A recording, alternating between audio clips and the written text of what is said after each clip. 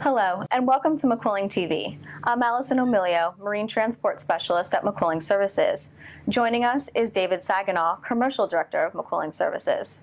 Just recently, McQuilling officially announced its participation in a project called Brasil Basin Drydock Company, which will implement the largest ship repair facility in South America. Welcome, David. Thanks, Allison. So can you please tell us how McQuilling Services became involved in a ship repair project in Brazil? Well, McQuilling has been in Brazil for the last 35 years. We've been doing business meeting Petrobras marine transportation requirements for the transportation of crude and refined products. In 1998, I began to go down to Brazil and to look at the development of the offshore field, especially in the area of conversion of older vessels to FPSOs. Since that time, McQuilling has developed a substantial consulting and advisory business in Brazil, and so we've done a lot of business development work there over the last 15 years.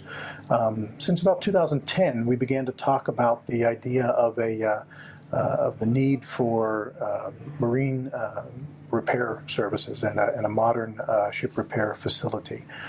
In 2011, we partnered with another investor and generated the funds for a feasibility study. And that study was completed in 2012 with a very favorable result. The business case showed a very strong indication of the need for a ship repair facility.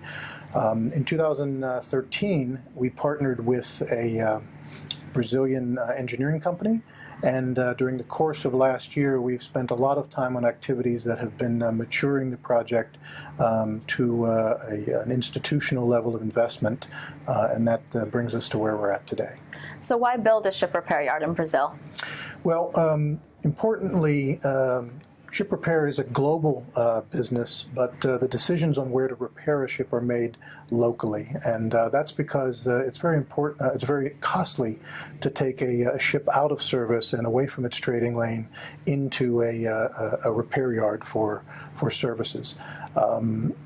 Our feasibility study noted the fact that there was a lack of modern repair facilities in the South Atlantic Basin against a relatively burgeoning trade, world trade, and Brazil is very close to the major world trade lanes for shipping. So how did you choose the location of Paraíba? Location selection was one of the areas that we studied in the feasibility study. We identified 5 criteria that really drove the selection of a site for a shipyard. The first criteria, as I mentioned before, was proximity to the trade lanes.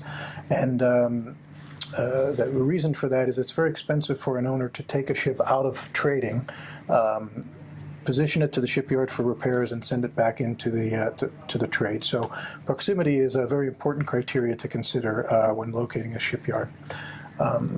Demographics and the supply chain are other factors that are very important to consider. What's necessary is for a shipyard to have a very good pool of labor resources, skilled labor to use and to have access to, and also a well-developed industrial base of subcontractors and repair shops that can support the facility.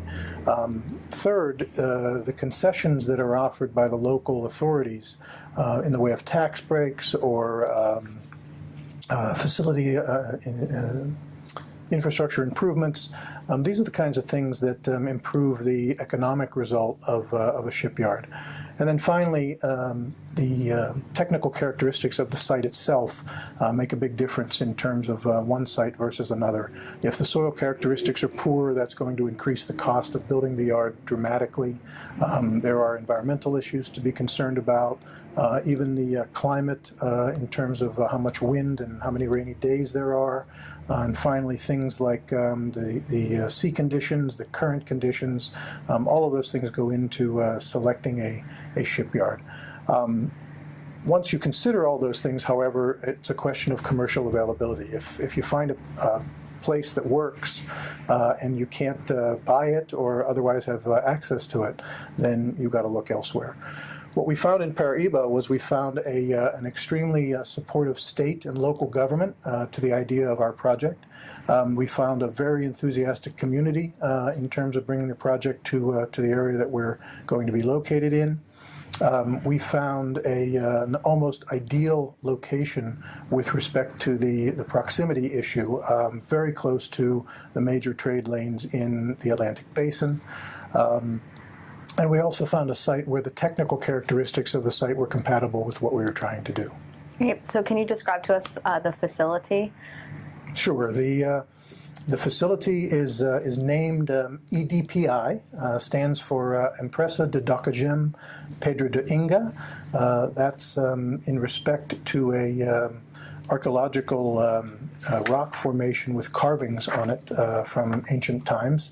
And the facility is located in a municipality called Lucena, inside the harbor in the port of Cabedelo, in the state of Paraíba. The facility will represent an area of about 800,000 square meters. About 600,000 of those square meters are land-based, and the balance are the seaside of the facility. The shipyard will have two large dry docks to support docking the larger vessels in the global fleet. There will be a ship hydrolift transfer facility for managing the smaller vessels in the ocean-going fleet, as well as the offshore supply vessels. There will be about 2,600 meters of wet berthing in the quays installed for the yard. We expect an expenditure of about $750 million in the facility, and in full operation, the facility will be overhauling about 120 ships a year. We see an employment about 1,500 people for the yard and another 3,000 people in the surrounding area employed in related business. You just mentioned earlier that you've received the support from Paraíba government officials. Now that you've had that, where does the project go from here? Well, we had a very good December. We finished a number of technical and commercial activities, as well as environmental studies on the site. We capped that off with a signing ceremony in João Pessoa, the capital of Paraíba. That ceremony was attended by the mayor of Lucena, as well as the governor of the state. And so from here, we begin the A2 stage, which is beginning now. That stage goes through early 2015. During that time, we'll be carrying out a number of activities to reduce the risk and uncertainty of the project. Those activities include things like obtaining the environmental permit for the project, to produce a more detailed design specification, and to refine our numbers for capital expenditure. After 2015, in early 2015, we expect construction to start on the yard. By 2017, we'll be in a partial operation mode, and we see full operations at full capacity for the yard by 2020. Brazil has been in the news lately with regard to their struggling economy, which has obviously created some skeptics. Being that you're someone who's been involved with Brazil for so long, can you please give us your perspective on this? Brazil is a lot like the U.S. in terms of its land mass, the number of natural resources, the other factor endowments, even the development of its society and its peoples. It has got a tremendous amount of potential as a result of these factors. it has been on a sustained positive trajectory with respect to political and economic development for a very long time now. Presently, it's going through some adjustments in its economy as it basically finds its role in the overall global economic trajectory. But we're bullish in the long run for Brazil, in the medium and the long term. What's important for the EDPI shipyard, I think, is more a focus on global trade and how that affects seaborne trade. We see that to be a very positive outlook going forward. And we think that the model that we have in place with respect to providing high quality and reliable service from an almost ideal location in the South Atlantic Basin, we're well positioned to move forward in that regard. Well, thank you, Dave, for being here with us today. It's been a pleasure to hear about your project, and we hope to hear from you again as it progresses. Thanks very much, Allison. Thank you. And I'm Allison Emilio. Thank you for watching McQuilling TV.